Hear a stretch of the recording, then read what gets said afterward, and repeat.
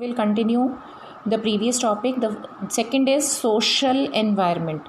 Social environment refers to the combination of all the characteristic of the society in which the organization exists. इसमें हम उन सारे factors को include करते हैं जिसमें हमारी सोसाइटी वर्क करती है. ठीक है.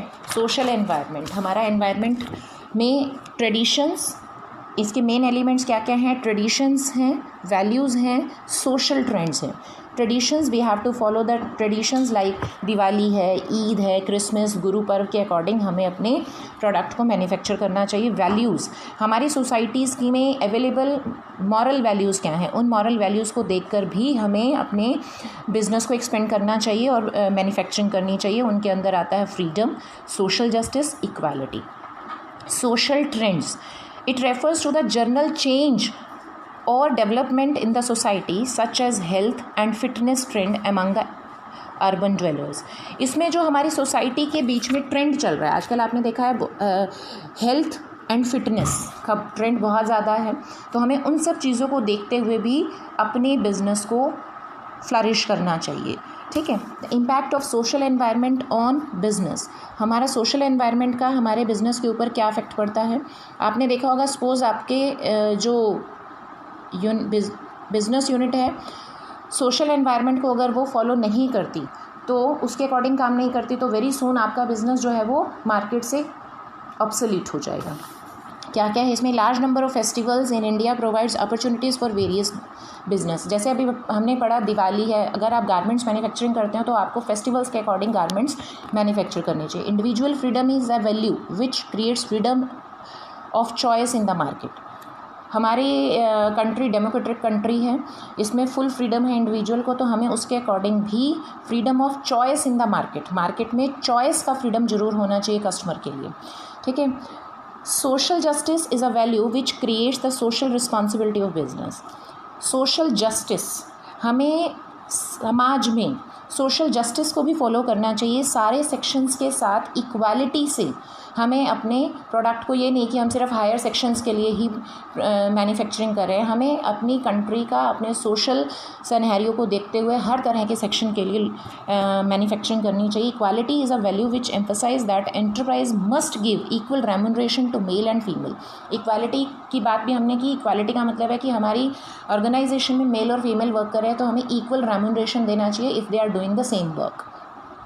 हेल्थ एंड फिटनेस, इसके बारे में हम पढ़ चुके हैं. आजकल आपको पता है कि peoples are very much crazy for the gym and mineral water, all this things, and we have to work for all this things. The next is technological environment.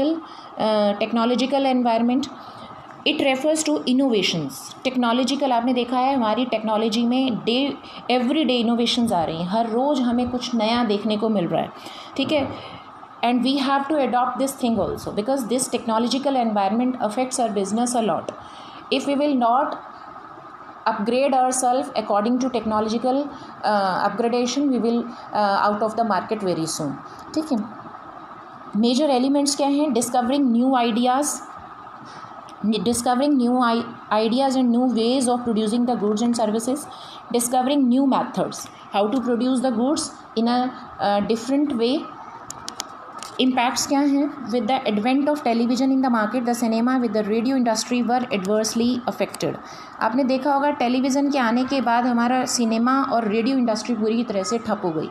जब लोगों के पास टीवी नहीं हुआ करते थे उस समय पर रेडियो बहुत डिमांड में थे, सिनेमा बहुत चला करता था, थिएटर्स में ड्रामा बहुत हुआ करता था, लेकिन टीवी की वजह से हमारी ये सारी चीज़ें आउटडेटेड हो गई और वो धीरे धीरे पूरी तरह से मार्केट से ख़त्म ही हो गई. ठीक है. With the arrival of the photostat machines, the carbon paper industry suffered a lot. आपने देखा नहीं होगा कार्बन कॉपी से काम करते हुए कहीं पे, क्योंकि फोटोस्टाटेड मशीन्स हैं सबके पास. With the entry of synthetic thread in the market, cotton cloth industry was badly affected.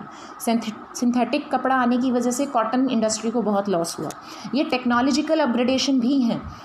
The digital watches have almost eliminated the market of traditional watches.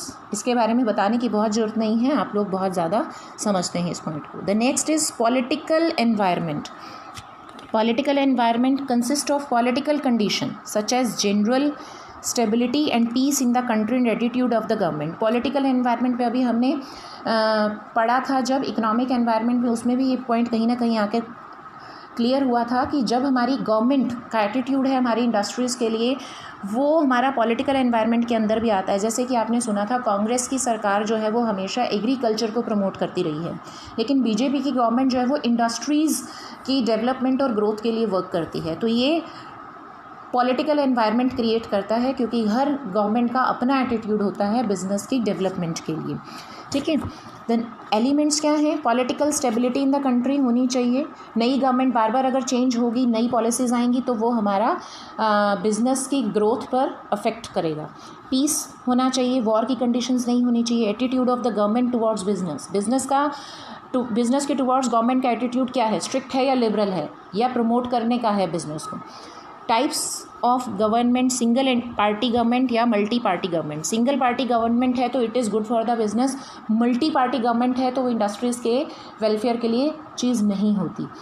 Ideologies of various political parties, कुछ लोग, जैसे मैंने कहा कि कांग्रेस की government हमेशा जो है वो पॉलिटिकल पार्टी कांग्रेस की जो है वो एग्रीकल्चर की डेवलपमेंट के लिए बात करती है, लेकिन बीजेपी की आइडियोलॉजी कुछ डिफरेंट है। Impacts of political environment on business.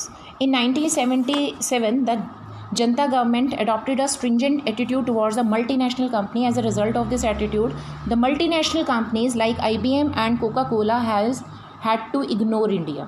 1977 में जो गवर्नमेंट आई थी, जनता गवर्नमेंट, उन्होंने IBM कंपनी जो हमारी मल्टीनेशनल कंपनीज थी उनके लिए स्ट्रिक्ट पॉलिसीज़ बनाई थी। उनको कोका कोला को, हम इंडिया को कुछ टाइम के लिए लीव भी करना पड़ा था। The new government encourage the multinational companies for the investment in India, FDI बोलते हैं जिसको हम। This led to the opening of doors of Indian market for the multinational companies. Coca Cola ने फिर से हमारी इंडियन मार्केट में दोबारा से एंटर किया गवर्नमेंट चेंज होने के बाद। Right, this is the attitude of the government. It was only because of the political interest the Hyderabad came to know as a Cyberabad. Hyderabad को हम साइबराबाद के नाम से भी जानते हैं। In the other words, it came to recognized as the center of information like IT. As a result, many IT companies came to establish here. IT companies, दूसरी country के IT कंपनीज भी हमारी कंट्री में आकर establish हुई हैं। उससे हमारी कंट्री को भी ग्रोथ मिलता है और उस सेक्टर में भी डेवलपमेंट आता है। Right, student? The next is legal environment. This is the last dimension of the macro environment.